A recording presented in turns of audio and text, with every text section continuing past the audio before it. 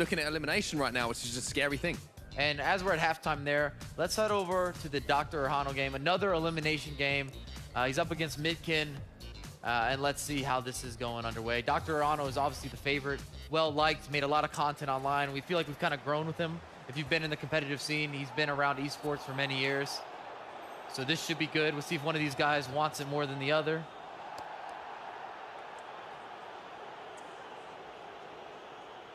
Well, maybe we're going to that game. We're still at the Chris match, which is good with me.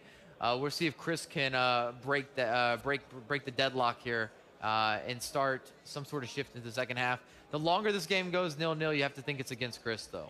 Oh, for sure, but he's got space here with Neymar. Does take the strike, but Haya makes the save. That would have been the perfect start for him there, and maybe it now looks like we're going to flip over to the other game. Lots of action here, of course. Penalty. Oh, and a red card. Steps up. Oh, save from De Gea. Oh, the rebound again. David De Gea is on fire today. Wow.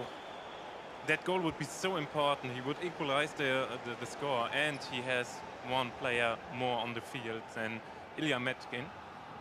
And yeah, sadly for DrDrehnho. And on screen, it shows you that Midkin has 2 red cards. That's not true. It's actually a glitch when you get a red card in a game, especially inside the box. I don't know why, but sometimes it happens. Oh, on the bar. That's not the first time I've seen this. Marcelo from range in the last few days. He's definitely got a strike on him, and I think more and more players are maybe starting to watch and see that if they get into that position, that they might as well let fly. Ronaldo now into Ronaldo, but wow. As I say, Marcelo has hit the target in the back of the net more than once this tournament. Yeah, I love to play with Marcelo as well. He's in my team for sure because he had this power shot traits, and he has so good stats in the shooting. You can score from everywhere a goal with him, and yeah, it's a weapon for me. And I think if you're Midkin here, you look to not to park the bus, but to go for more of a counter-attacking style. Yeah, surely. This penalty would have been so important for DrDrehnho. He would have equalized, and then he would have been, the guy you would bet your house on. I'm done. No, I'm done betting houses. I told you, I'm done with that. Okay. We'll bet microphones or something like that. We're switching it up. Or I'll bet you a pair of tennis shoes. Oh, okay. As you see, Marcelo finds Messi. Very controlled play here. Marcelo's looking for some help in the middle. And DrDrehnho's able to regain possession. Surely he's got more opportunities to come in this match. Not the best time for the flick on. There's always a chance in these games. Even these tight games, there always will be a one chance that you have to take. One position you get into that's dangerous. You have to find the pass. You have to find the finish. It's just a case of, can you do what you do at home when the pressure's on in the tournament setting? And some players can, and that's why they go far in these tournaments. And some players just struggle, and there is the goal. Really nice played, really nice played, and especially the move right before he shots with the left foot. And again, left foot goal from this time from Cristiano Ronaldo. Really good spot, and yeah, it was hard to defend because DrDrehnho predicted that Cristiano Ronaldo would shoot with his right foot, but yeah, he changed his situation with that. And that's very unlucky for DrDrehnho. He could have scored the equalizer with the penalty, or even the rebound of the penalty, but he didn't. And now, oh my God! He did that perfectly. What else could DrDrehnho do there? I mean, that was perfect power, right location. De Gea just would not be beat. I've seen this kind of situation before against De Gea. He's always flying through the box like a cat, saving these kind of shots. Maybe DrDrehnho could have made a pass into the middle, but I think in this kind of situation, everybody would have taken the shot. Yeah, I almost feel for DrDrehnho here because the ball just does not bounce his way, and then when your opposition has a red card, sometimes it just feels like nothing's going to go for you, especially when you miss that penalty kick. FIFA has a funny way of punishing for every missed chance, and I'll keep that on repeat. If you're clinical, they reward you. If you're not, it's going to be a long day in the office. As you see a switch with the 3-5-2, going to go even more attacking. However, if Erhano scores next, he can definitely make this interesting. Even if he were able to get this game into extra time, he would have a massive advantage with the one player extra on the pitch, especially as players get tired.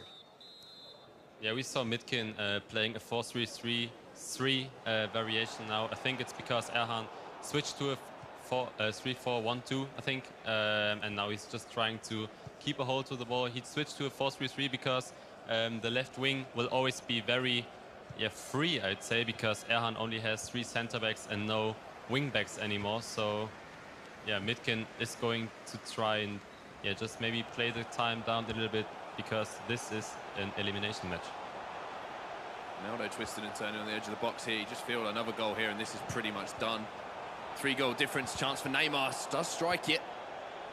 Ronaldo finds Vieira again on the edge of the box, and he's doing a good job of just keeping possession as well as moving the ball dangerously. But just as I say that, loses the ball.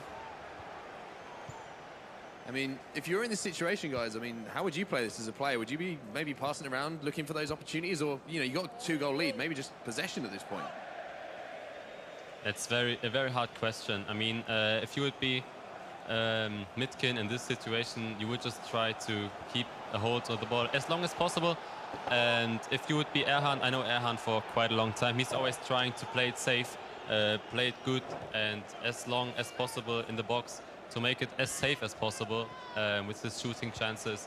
But yeah, this is going to be a tough match. We are in the 55th minute, only 35 minutes to go. And as I said before, there are these special moments in FIFA. Erhan needs to score until like the 82nd, 83rd minute, yes, to still have a chance.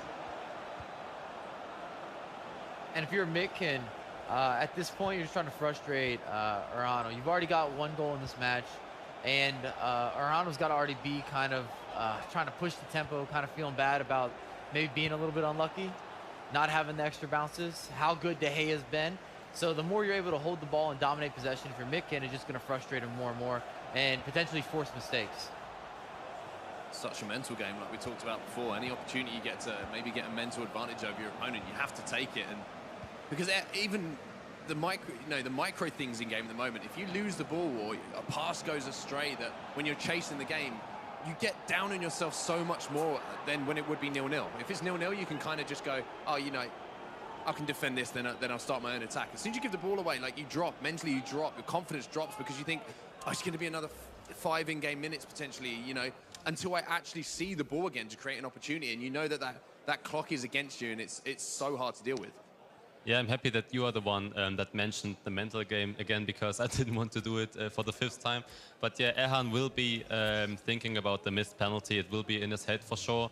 And yeah, it's a great chance. I mean, what better chance can you have than just scoring a penalty to equalize? And then, yeah, almost in the counter-attack, conceding the 4th goal is very hard, and yeah, very hard to deal with mentally.